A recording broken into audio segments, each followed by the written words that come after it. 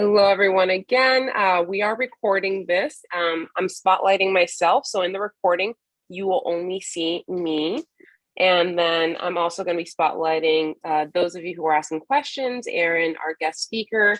If you prefer not to be recorded, no worries. Right now, you're not being recorded. But if you prefer not to be recorded when you have a question or a comment, just give me a heads up. You can write it in the chat or just wave your hand and then I'll pause the recording. And then that way we can still share this night with everyone who's missed it, right? But you guys are here. Thank you for being here. My name's Ava Bermudez Zimmerman. I'm a candidate for the 30th district here in our towns. The 30th district has 18 towns. We're very large. And as part of that process to have open dialogue, I thought it was very important to have community leaders, guest speakers, experts discuss the different topics that are affecting us in the day-to-day. I will add that our guest speaker today, as many guest speakers that are going to be following every Sunday when we have them on, are not endorsing me individually or their nonprofit. They're here as a public service representing the issues that they do every single day in public policy change. I want to start with an introduction of our guest speaker, let her share a little bit of what's going on right now in legislative session and the very interesting topic of housing. And then we're going to have open dialogue, Q&A, comments, questions, and go from there. So Erin, if you can just introduce yourself and share with everyone who you are. Sure. Hi, it's really great to be here.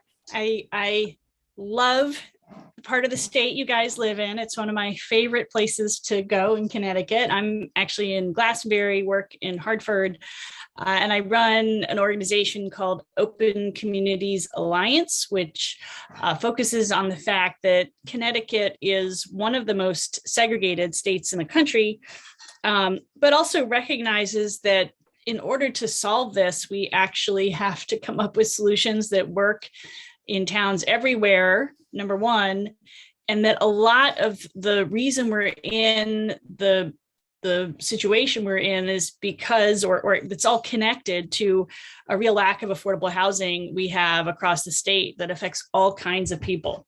And we've been around since about 2013. I've been here in Connecticut doing this work since about the year 2000.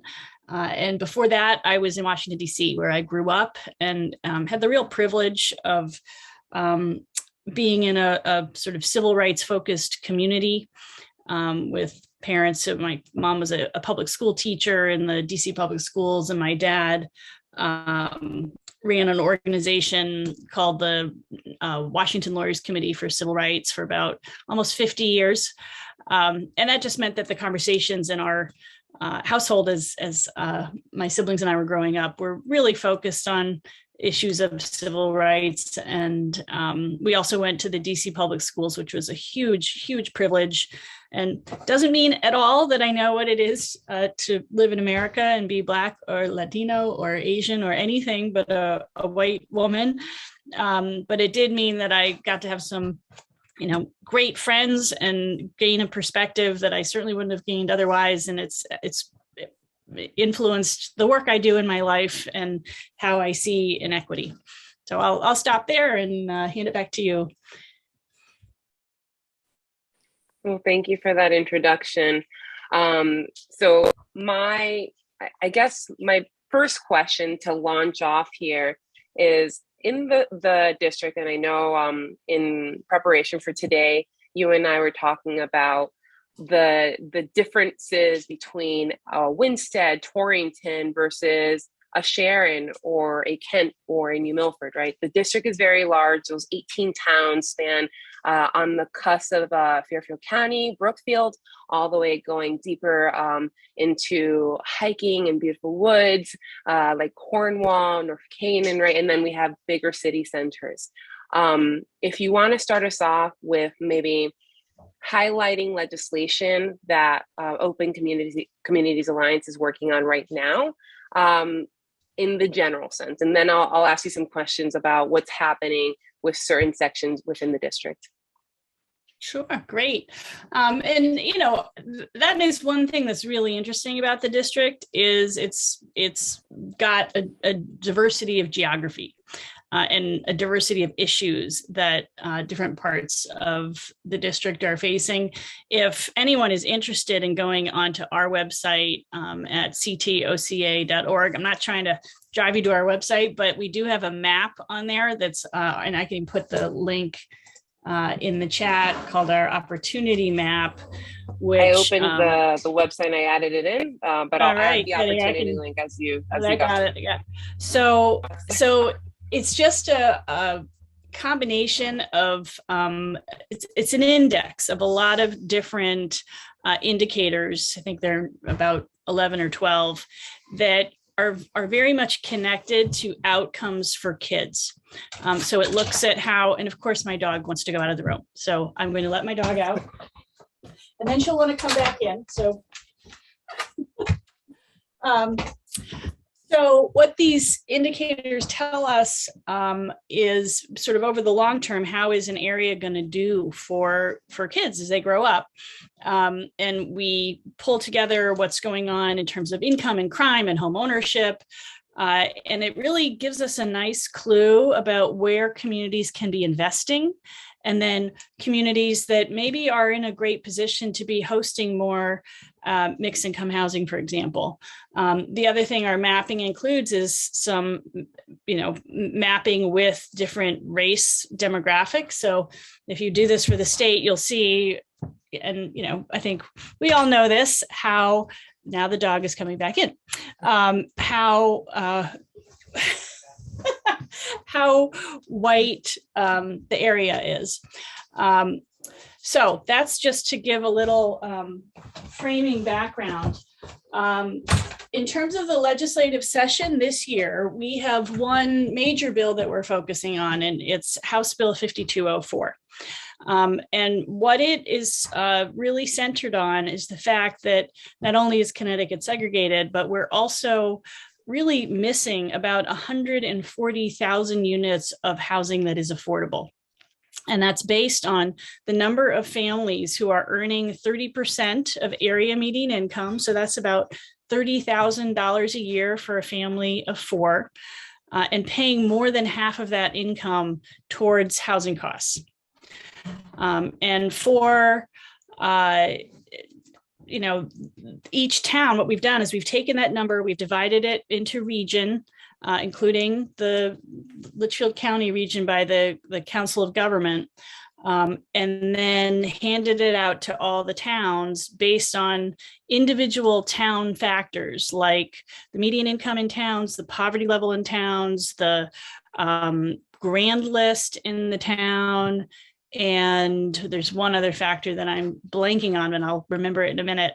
But basically, and the percentage of multifamily housing that's already in the town. So basically, the higher the median income, the higher the grand list, the lower, the higher the poverty, and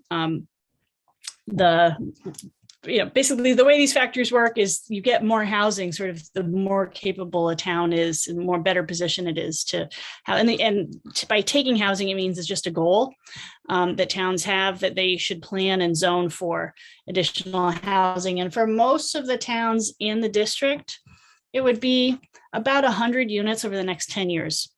And this is housing that is affordable, ranging from 80% of AMI, so about $80,000 a year for a family of four, all the way down to 30% of AMI. So it's actually a very reasonable ask. And the theory behind this is if every town just does a little bit, we're going to be able to solve this real crisis we have in terms of the availability of affordable housing. That bill made it out of the Housing Committee 2 weeks ago, and we're waiting to see. We're assuming it gets a fiscal note and will be referred to the Appropriations Committee. So on that bill, and also looking at the map that you shared on the chat, the map explores also government subsidized housing, and you can highlight how many subsidized homes are in your town, it's fascinating and great information to know. But one of the concerns I've heard from voters across many different towns, not just one town speaking out on behalf of everyone else, is these legislative bills, either they didn't specifically say 5204, right? But these legislative bills in general, the fear is bills are coming so rapidly that the towns can't compete. And could you highlight how the timelines and the vision of this looks like from your perspective, from the nonprofit perspective? Sure. This is the issue of the way in which zoning has limited the development of affordable housing has been an issue in Connecticut for way before I was ever even in the state. It's the bill that everyone, or the law that everyone cites on this, is called the Affordable Housing Appeals Act. It passed 30 years ago. It's a law that basically says if a town doesn't have at least 10% of its housing affordable as defined by the act, and it's a very gentle definition of affordable housing, then if a developer comes to town and proposes something that is perfectly safe and good under health and welfare standards, and the town rejects it, then the developer gets a leg up in court if they choose to fight it. And that law has worked to a certain extent to allow about 5,000 units of affordable housing to be built across the state.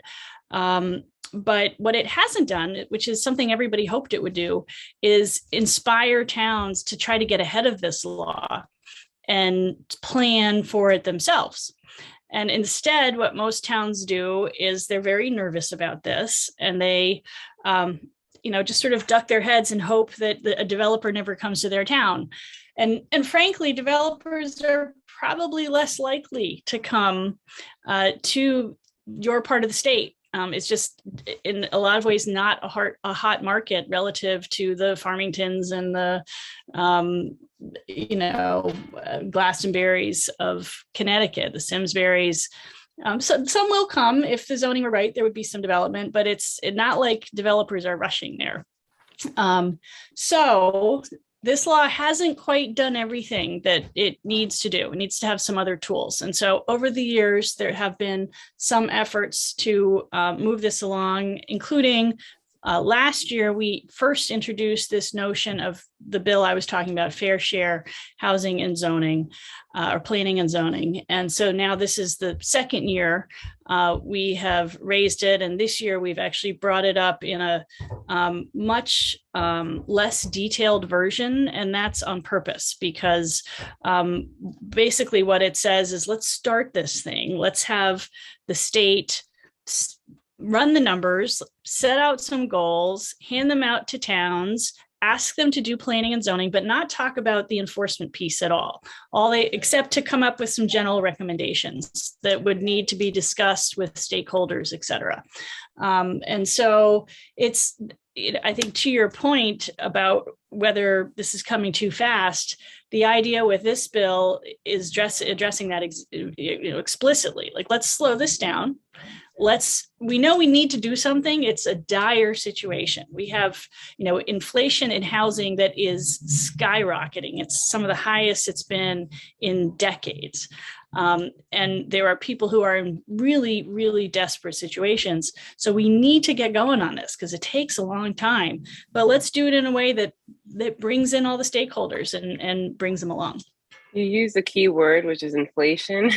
A lot of families here, young people are looking to stay in the district or move into the district, but they are priced out or they're cost out.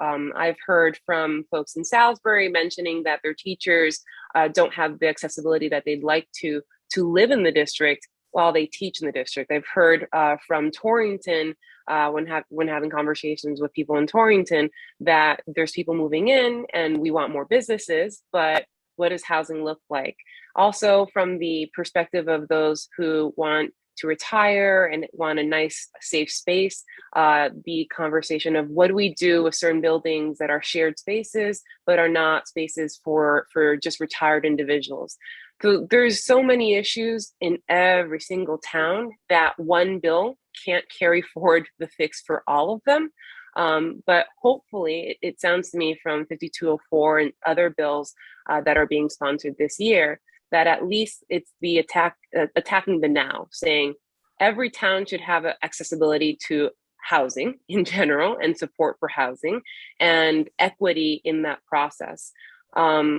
Could you talk a little bit more about the affordable part of the units? You mentioned 140,000. We're lacking 140,000 affordable units. Do I have that correct? Yeah, and we do make a little bit of a jump between how we calculate that need, which is what I explained with the 30%, people at 30% of area median income.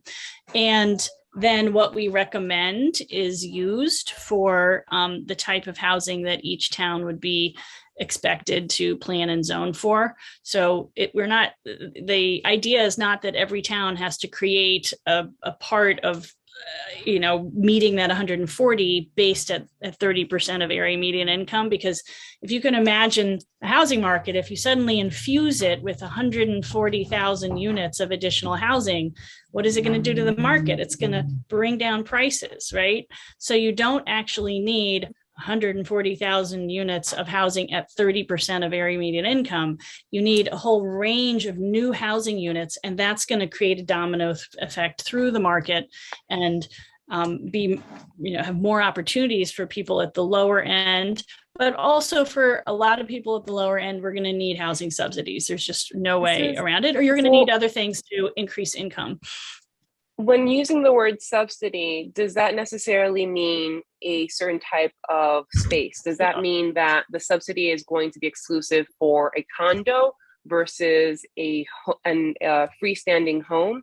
And the reason I ask is, what someone maybe in Sharon or in Kent would like to see for housing opportunities might not always be what's necessary or what voters or, just people, citizens would want to see in a Torrington. So does it really matter if it's an apartment complex versus a freestanding home or two-family home when we're talking about affordability and when we're talking about subsidies? Yeah, so two points on that. The first is the way this proposal set up, and we're pulling a lot from what they do in New Jersey. So this already is something that works in New Jersey, and it's created 170,000 units of affordable housing and is on the path to creating about the same amount again in the next 10 years. So we have something, it's a model, it totally works in New Jersey. And so, I think that piece is really important. And the way it works there is that each town gets to figure this out for themselves. They have their number, they have some targets they need to meet in terms of not everything that is affordable that you're planning and zoning for can be required to be homeownership. It can't all be required to be for seniors. Like there has to be some diversity in the housing that's created. But within that, towns have a lot of control in what is created. At the same time, the towns have to do a realistic assessment about making sure it can get built. So one of the hitches with housing that's subsidized by the government right now is that the type that is most frequently built is about 30 units or more. And that's because of economies of scale and the way the programs work. And Sharon, Connecticut may not want a building that is 30 units. Although there may be old mills around that are perfect for something that size. So, and especially if you have mixed income, you could have some condos, like you could have a really nice thing that, what we've seen across the state is sometimes the most vocal opponents then end up moving into the housing they were fighting against because it's affordable. There's those two pieces. There's the town gets to control a lot of it and really get to tailor it towards what's important for them in their town. You may have, farm workers that you really need to house. And so that's the thing that would be prioritized. At the same time, that can't happen at such a level that the whole thing isn't going to work. So it's striking that balance. Thank you. I want to open it up. I don't want to monopolize the time here. So Stephen has his hand up. Stephen, go ahead. Yeah. When speaking with the public, the term affordable has been somewhat demonized that people are afraid of that term itself, that it's hard to have a conversation past the word affordable housing because, for instance, we had a solar farm developer come in locally and they're trying to get the approval of neighborhood to put up a big solar farm. And their tactic was, if we don't put up the solar farm, you're going to have affordable housing and these people will be breaking in your back door. So they're painting these kind of the fear factor of, you know, what affordable housing is. So there's not the correct picture of what is affordable housing. So almost like we should not use that term. we should coin another term, say it's workforce housing. It's, you know, it's something for, you know, this level employee. We have teachers, firemen, policemen, say these are our solid citizens. We want them to live locally. We don't want them to live far away and commute into where they're working. We want them to live in the same city that they're employed with, obviously. It's a win-win for all different reasons.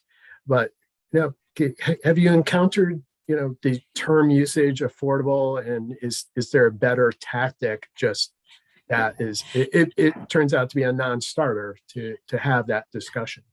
Stephen, it turns out you're not the first person to ever say that. It's been a discussion that I have encountered in this field for 30 years. And the reason we keep coming back to it is it actually is kind of the elephant in the room.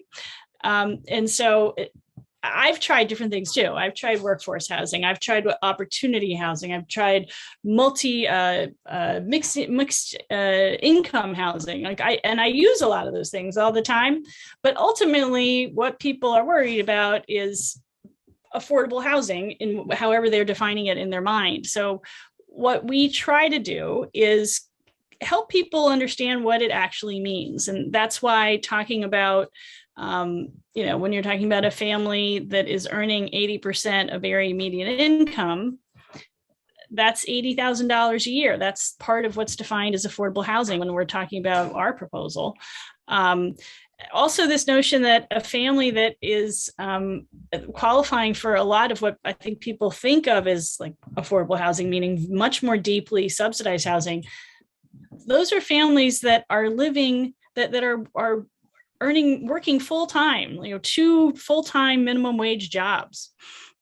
So I think we also have to connect it to the reality of what our economy is doing right now when it comes to jobs and minimum wage. And if that's what we're going to do, and that's a whole other discussion, but if that's what we're going to do, we have to be thinking about housing that's available. So you're making a point that is true. But I also think that maybe the more important thing is to bring this back to the notion of what teachers are making, what you know, a janitor in a building is going to make, what people working in the local corner store are making, and help people understand that housing for people in all of those jobs is simply not available very often for people who are coming to our communities to provide those services. Mm-hmm. Also, my other question is, it's not just being able to build the housing itself. So because of the opportunity zone grants that are available, so locally we identify an opportunity zone, there's great federal, state subsidies, these developers coming in asking for very long-term tax abatements, 15, 20 years up to 28 years tax abatement. So that's their first ask out of the gate with these. I've never seen such strong subsidies to build housing, almost like it's totally on a public dollar that they're building the housing. But the burden is really turns on the community, and how do we balance that? How does a community provide 2 decades of, you know, tax abatement and afford to deal with the costs of children going to school, roads to pave, fire, police. You add that much more population to your community, and we know it costs $18,000 per student to attend our local schools every single year. So when you add hundreds of people to the housing and there's no tax income from that development, it's an increased burden on the community. So it's very difficult on our towns like Torrington to allow very large housing projects that are being proposed and be able to make our budget work. So it is a concern. Yeah, no, and the opportunity. I mean, I am not a fan of that program, and for lots of reasons. But the way we've seen it work in many places in the country is it's been big tax breaks for lots of really wealthy people, without really contributing in a productive way to the local community. So that particularly is a concern that is out there, and it's, I think, potentially separate from this. But I also think one way for a place like Torrington to think about operating, and I think this depends a lot on the local market. So there's a whole assessment to do, and you may know the sort of how realistic this possibility is. But in a place like Torrington, where you've got some places that have, well, I mean, I'm just looking here at our opportunity map, and some neighborhoods have a 14% poverty. I start getting concerned about poverty rates when I see them edging up above 15 into 20%. But where you do have that happening, I think the way to go, if at all possible, is really mixed income housing that's heavily focused on the market rate units when we can do that. And through inclusionary zoning, sometimes that's possible. The hitch is whether the local market will support that. And the beauty, if you really can do this through inclusionary zoning, is that potentially there's a way to do it without relying on any subsidy. So that's what I would say. It's a worthwhile analysis, at least for Torrington. But Torrington is not, the place where I think the hardest battle is to get affordable housing built. I think the bigger battles come in some of the other parts of the district, if I'm guessing correctly. Yeah. That's true. But if you talk to the other municipal groups, their solution is we shouldn't have to do it here because you could build it in Torrington.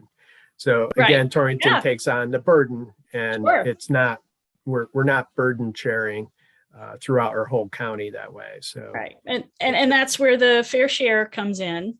One answer I've heard partly to that question is, wait, these are kids. They have to go to school somewhere, like you can't have them. All communities need to be hosting kids in school. You can't, and that's, what we see going on is an effort. And actually our organization is going to put out a report on this in the next week or so, just about the way in which zoning is really designed in a lot of towns to avoid having families with kids who are middle income or lower, like absolutely strategically designed to do that. Which, the other point here is these efforts actually violate the law. There's the Connecticut Fair Housing Act and the Federal Fair Housing Act. It actually says you can't discriminate against families with children. We have a state constitution that says essentially thou shalt not segregate. And we have state planning and zoning laws that say every town needs to do some of this. So on the doing, Bernal, I'm going to take you.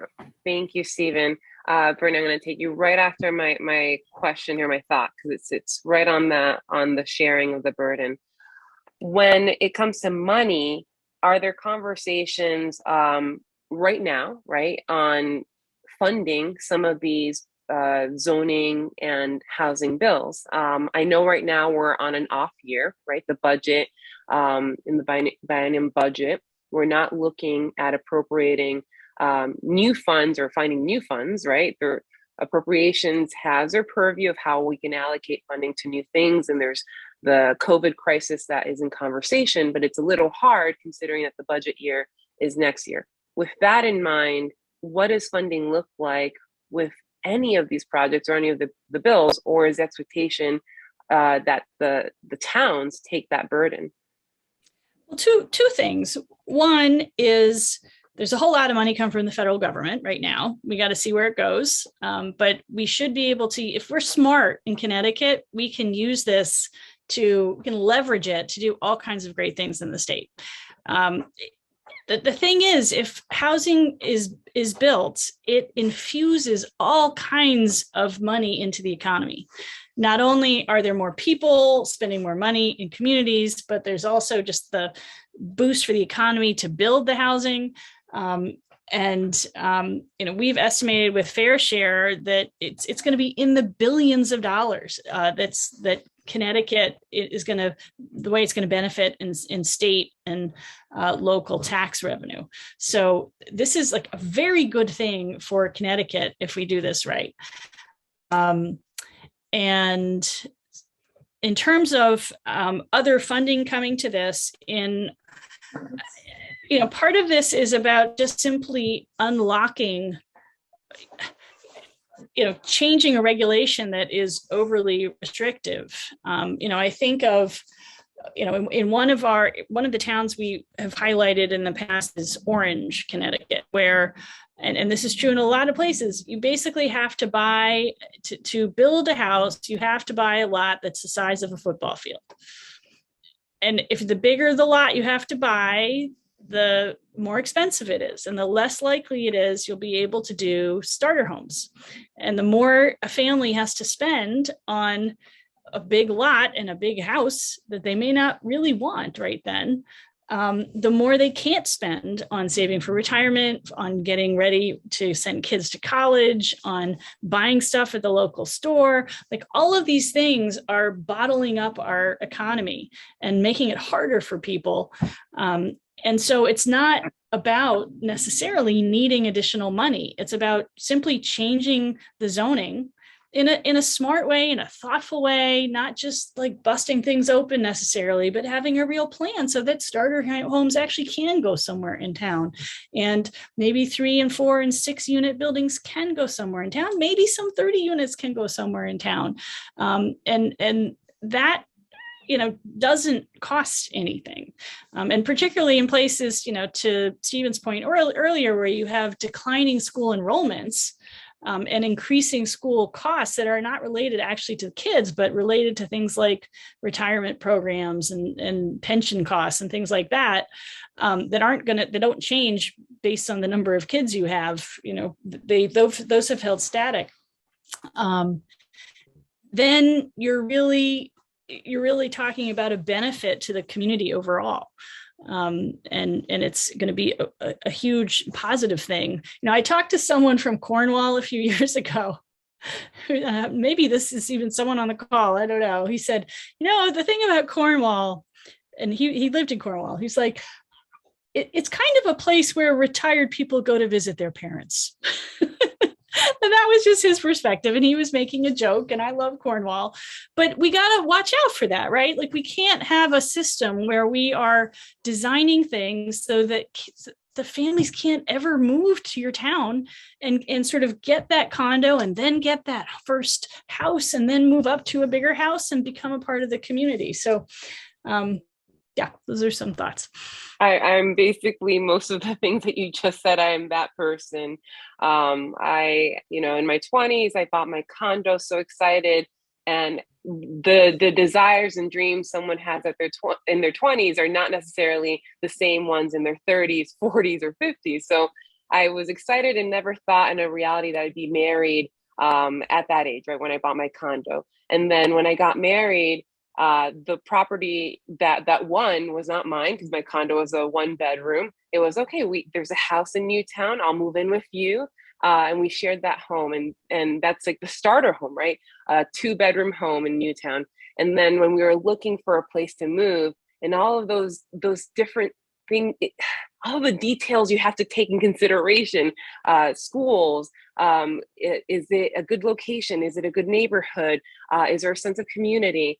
When I moved to New Milford, it was with the sense that we have a growing family. We're helping our friend raise their son. We have to make sure that we have a good school, but we have enough space. And that's what brought us to New Milford. And by coming here, we infused the community with more funding, right? Because we did HVAC, we did plumbing, we repaired rooms. It's not like $100 there, $200 there, thousands of dollars in HVAC, thousands of dollars in plumbing. And we always go local. So someone probably put their kid through college with the amount of money we spent in plumbing, because the house was, it was old and we're repairing. But that's what happens when you're excited and you're building a family, you're creating something new, you're getting that next home. You're putting a lot of money that wasn't there before in the community, which is exactly what you said. But I'll let Bernie talk. I know that you had a question, Bernie. Go ahead. No, my question is, what about a town that's got 5-acre zoning, and most of the town, or a good percentage of the town, is considered, well, you call it swampland. When I was a kid, I think it's called Wetlands. Wetlands now. Yes, exactly. Yeah. No, we have to. The environment has to be critically important, and we can't be building on wetlands. Like that's no question.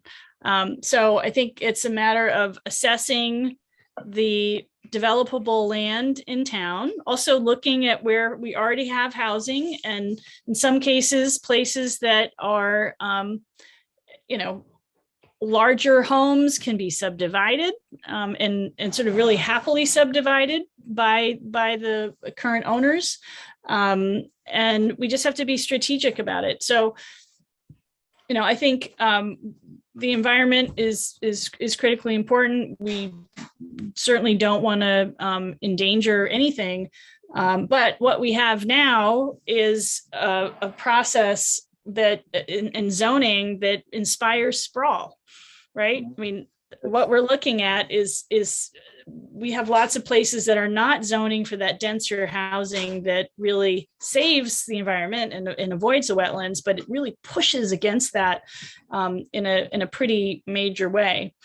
So yes, that should be a consideration, but I think we can still do that and be very respectful of the environment. But does that have to come from the community itself, or can the state impose new there are already lots of laws that the state has and the federal government has about wetlands that protect them. How to protect the wetland? Protecting the zone. How do you get it from 5-acre zoning to 1.5, 5, 4, whatever the number is more agreeable to development?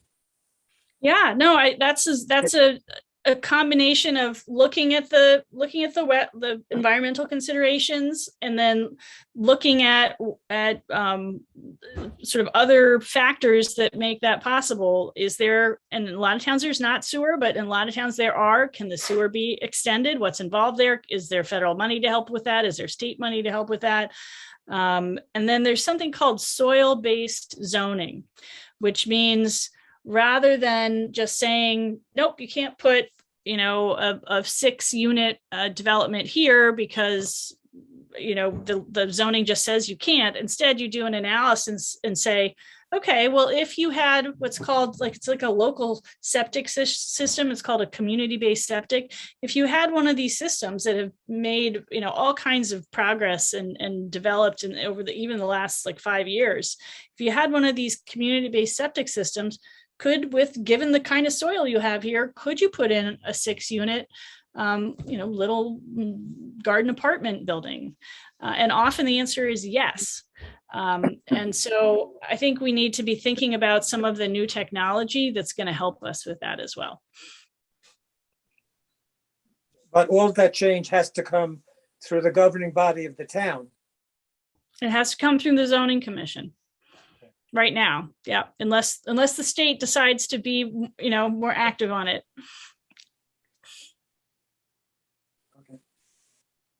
Thank you, Bernie. Anyone else have a question for Erin? Can I ask what town, or do we know what towns everyone is in? Oh yeah, go ahead, folks. I know we have go ahead. I'm in Goshen.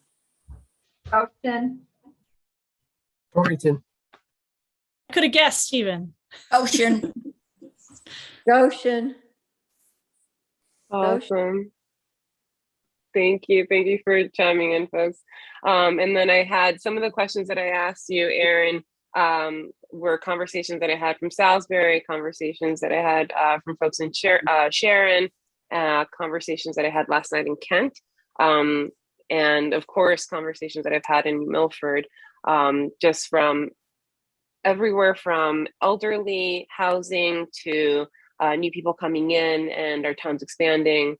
You name it, I've been asked it. And the first thing I tell folks is, out of the long list of policy and advocacy that I've done in my career as a community organizer, as an advocate, housing is not my strongest policy background, but it is my job as a candidate to have these conversations, learn more about it, and that's why I was so excited when you agreed to be on.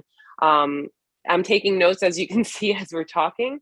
One other question that I had on my mind that I've been asked, the difference in housing between HUD funding and HUD rules and legislation here in Connecticut. So I've been giving examples of elderly housing or senior housing that was originally created with the incentive to support that group, but the town did not have, or towns do not always have, the funding available to pay for that building. So they use federal funding through HUD to make it possible. And now there are certain towns that are concerned that those spaces are not just elderly or senior spaces. They have become an everybody space or a disabled plus, X, Y, and Z space. Can you chime in on the differences between federal legislation that might have very, very strict rules versus some of the Connecticut legislation? Sure. Very few towns put their own money into affordable housing, like very, very, very few.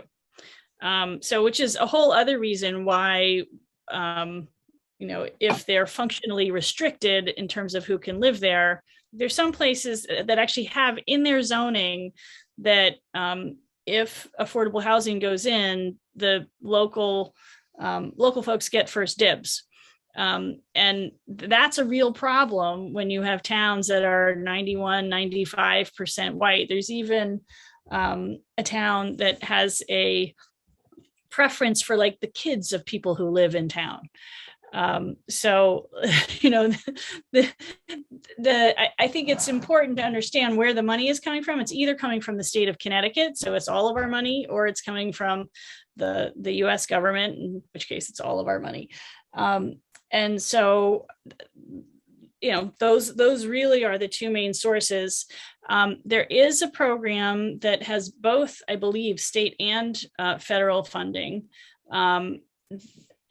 And different developments may be funded more by one or more by the other, that has been around for years and years and years. And it's actually called elderly disabled housing. So it's for people who are seniors and people who have a disability. And part of the logic of that is obviously when you think about particularly people with mobility challenges, could be seniors. I mean, a lot of seniors actually are considered disabled under the Fair Housing Act because they have a mobility challenge. And then you think of people who are not seniors who also have mobility challenges, and the design that you want for the building, the features that you want, the elevators, the bars and the showers, like all of those are the same. And so that's part of the logic of having the two groups together. And in some places it works out beautifully. And in some places there have been problems around the state or complaints. And I think, what really should be happening is good mediation by the management of the building with assistance of the state to make sure those are all worked out, and probably the provision of services in some cases to make sure that people living there are getting the help they need. Thank you for that. I know that when I was on council in Newtown, the Friends of Newtown Seniors, and I volunteered with them a lot. And this is when they started this conversation over in that town. This was years ago, almost close to 10 years ago. The livable communities, and it's now sponsored by AARP. For those of you who are on and are not familiar with livable communities, it's this understanding that you can have a senior community. Or what was the term that rather than senior, it's mature or golden community. Hard to keep up. You gotta, there's a lot of new terms. I'm not that hip here in the terms, but the golden community, with the idea that you don't have to be separated from the everyday community, but instead, why not, when you're creating this new golden or senior community, have sidewalks, have easy accessibility for public transportation if your town has public transportation, have maybe childcare facilities nearby so that you can have that interaction between someone who's retired and a child who is coming into school age and childcare age. So the AARP model of livable community is diversity and inclusion on how we look at building structures and building communities, rather than separating and ostracizing one group away from what it means to be part of the town. So that's an interesting model. I'm not sure if every town within the 30th district has that conversation when they're creating new zoning rules, but I'm eager to explore and sit down with leadership to see where they are, and if they want to maybe support legislation that takes them to changing the outcome of what senior living looks like. I don't think there's any other question. We're almost at time. I want to thank you so much for spending the hour with us. I took a lot of notes, and you're probably going to hear from me again. I want to repeat and remind everyone on the call, on the Zoom, that Erin, everyone's opinions here are their own. There was no pre-practice or monologue or scripting of tonight's conversation. This is a free-flow conversation, not endorsed by the nonprofit. This is a community favor to start a dialogue within our towns on how we can change our perspective on housing, or how we can get more assistance on the housing matters that we're all dealing with in our towns. I do hope that was helpful. I'm happy to stay on and answer any questions directly from all of you. But Erin, if you just want to say thank you or wrap up before you leave. Absolutely. No, thanks a lot. If this sounds interesting to you, we're at openctoca.org, and great questions, and really nice to see all of you here. Thank you. Thank you. Thank you.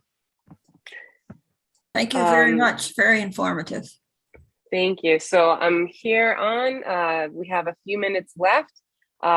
If you want to ask me an individual question, now that Erin is gone, I'm here as a candidate, right? I want to make sure that I respect our speaker and future speakers with their time, because as a nonprofit, they have their own rules about how they can take on these conversations. But as Erin mentioned, she's been doing this for a very long time. When I was working on senior housing, that's how I first met her. And then we were exploring some projects with childcare and childcare facilities. So I'm by no means ever going to compete with her knowledge, but at least it's good to know that we have very smart people attacking these kind of questions. Okay, well, I guess I'll let us go for the. Oh, go ahead, Stephen. Eva, just one, as it occurs to me, I'm just thinking through the pandemic, and we had an influx of people moving locally that associated issues moving to our town versus other more rural towns were connection to internet and services like that, just having cable TV and internet services as people needed to work online. A lot of communities didn't have affordable services like that. So it was cost prohibitive for them to move into those rural towns that may not have those services readily available. And just thought that was a decision making that was coming to those towns that did have those services immediately available. The same goes with businesses, right? That's Yeah. when we don't have faster internet or broadband, and I'm pretty sure we all on this call can say our internet and our connectivity is not the best here. When we're going from one side of the district to another side, there are a lot of drop calls, no signal. I know I'm not speaking for myself when I say that. So if we're trying to approach it from the mindset of getting or attracting people here, then you're absolutely right. We have to make those adjustments. Yeah, I think there's some initiatives on the way to make better connections that way, and we should probably pursue that for the development of the whole county. Then maybe the next community conversation, when I invite someone, maybe it should be a broadband expert, and then we can talk about that. I was putting some feelers out for education, and I was hoping that I can do one weekend subject matter and an expert, another weekend just leave it as like office hours, and then so 1 weekend on, 1 weekend off, so office hours, and then an expert. Maybe a week from now, give me that week to find a broadband expert, and I'll let everyone know who signed up and participates on these email blasts, that when I have that expert on broadband, I'll announce it, and then we can do the same kind of format. Let them just kind of tell us what's going on with legislation, what's happening with federal money or any monies, and then dig in with questions. Thank you. Thank you so much, everyone, for being on. Great turnout. We will see you next time. I think I have to say this, but this Zoom is paid for by Eva 4CT, and the treasurer is Teresa McSpadden. We also have approved by me, right? Approved by me, the candidate Eva Bermuda Zimmerman. So thank you so much for being on, and I hope to see you in other community conversations. Please spread the word for future events and opportunities to have open dialogue. Thank you, everyone. Take care. Thank you. Thank you. Bye.